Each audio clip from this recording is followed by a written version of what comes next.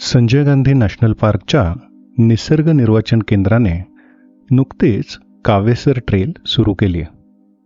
ठाण्याच्या टिकुजिनीवाडीजवळच्या संजय गांधी नॅशनल पार्कच्या मानपाडा गेटपासून ही ट्रेल सुरू होते आणि सरळ वर टायगर हिलकडे न जाता मध्येच उजवीकडे वळून आपल्याला वेगवेगळे ओढे आणि जलाशयांनी भरलेल्या घनदाट नॅशनल पार्कमध्ये फिरवून आणते.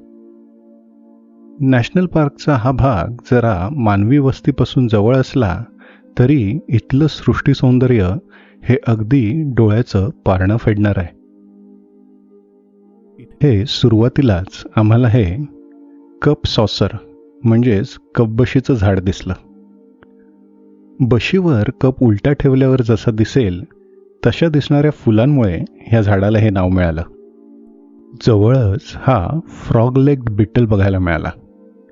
त्याच्या शायनी निळ्या रंगामुळे आजूबाजूच्या हिरवळीतून तो उठून दिसत होता.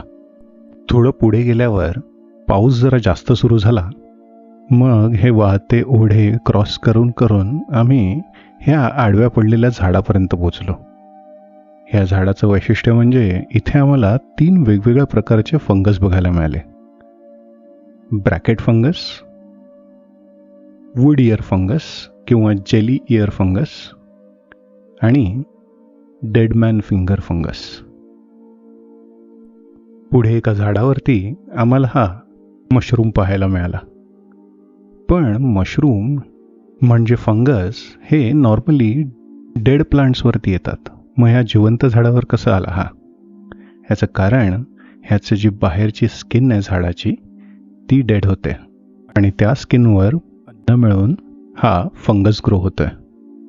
इथे रानहळदीची सुद्धा खूप फुलं पाहायला मिळाली. या फुलांमधला हा जो वरचा भाग आहे तो ॲक्च्युअल फूल नसून ह्याच्या खाली जी छोटीशी येल्लो पाकळी आहे ते ॲक्च्युअल फूल आहे. ह्या मोठ्या फुलाचं काम फक्त इन्सेक्ट्सला अट्रॅक्ट करणं असतं. इन्सेक्ट्स जवळ आले की ते बसायला जागा शोधतात आणि तेव्हा त्यांना ही येल्लो पाकळी दिसते. त्याच्यात ते बसून नेक्टर गोळा करतात. नेक्टर गोळा करताना त्यांच्या अंगावरती पोलन्स अटॅच होऊन स्प्रेड होतात. इथे आम्हाला सेंटिपीड आणि मिलिपीड दोन्ही पाहायला मिळाले. सेंटिपीडची स्पेशालिटी म्हणजे ह्याच्या अंगाच्या एका भागावरती 2-2 पाय असतात, वेरॅज मिलिपीडच्या एका भागावरती सिंगल पाय असतो. जर तुम्हाला दोन्ही दिसले तर त्यांना आयडेंटिफाय करण्याची ही एक सोपी पद्धत आहे. वाटेत आम्हाला हा मोठा पाणवठा सुद्धा लागला. जंगलामध्ये जोरदार पाऊस पडत असताना अशा मोठ्या वॉटर बॉडीजसमोर उभं राहून तो पाऊस पाहणं ह्याची मजा काही वरच असते. वाटेत हा एक स्पिट स्पायडरचं घरटं दिसलं. त्याची मादी त्याची अंडी घेऊन बसली होती. वाटेत हे आपट्याचं झाड आलं. ह्याच्या आजूबाजूला पडलेला पालापाचोळा बघूनच कळलं की महाभारतात पांडवांनी हे झाड का चूज केलं, त्यांची शस्त्र लपवण्यासाठी. एका दगडाखाली ही फायर अँट्सची कॉलनी दिसली. ह्यातले जे व्हाईट डॉट दिसत आहेत ते त्या फायर अँट्स त्यांच्या डोक्यावरती त्यांची अंडी घेऊन फिरताना दिसत आहेत. गेल्या वर्षी कारवीची फुलं आली होती. ती कोमेजून आता त्यांच्या बिया तयार झाल्या आहेत. इथल्या मोरिंडाच्या झाडाला फळं आली होती.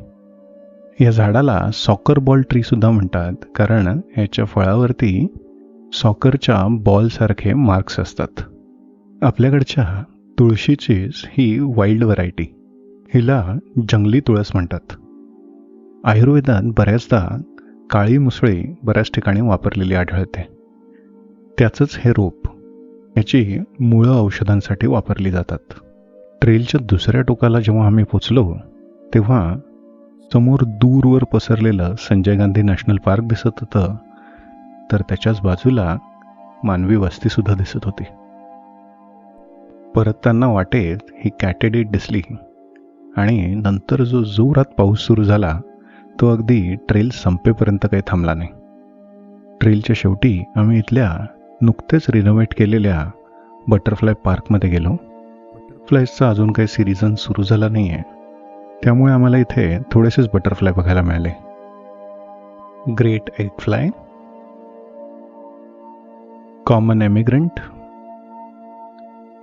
कॉमन लाईम आणि टॉनी कॉस्टर.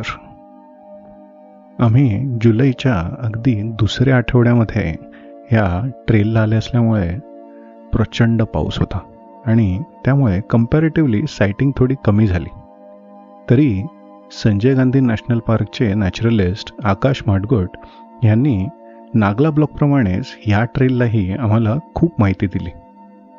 जर तुम्हालाही ह्या ट्रेल्सला यायचं असेल तर इंस्टाग्रामवर संजय गांधी नॅशनल पार्कला फॉलो करा किंवा मी ह्या डिस्क्रिप्शनमध्ये दिलेल्या नंबरवर कॉन्टॅक्ट करा.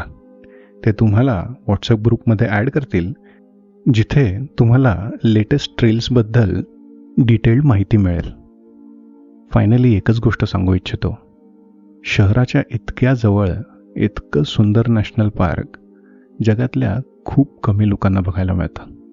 त्यामुळे जर तुम्ही मुंबई ठाण्यातले असाल तर ह्या नॅशनल पार्कला या ट्रेल्स थ्रू नक्की भेट द्या. आय होप हा व्हिडिओ तुम्हाला आवडला असेल. जर आवडला असेल तर आपल्या फ्रेंड्सबरोबर नक्की शेअर करा आणि अजून जर केलं नसेल तर ह्या चॅनलला नक्की सबस्क्राईब करा. थँक्यू.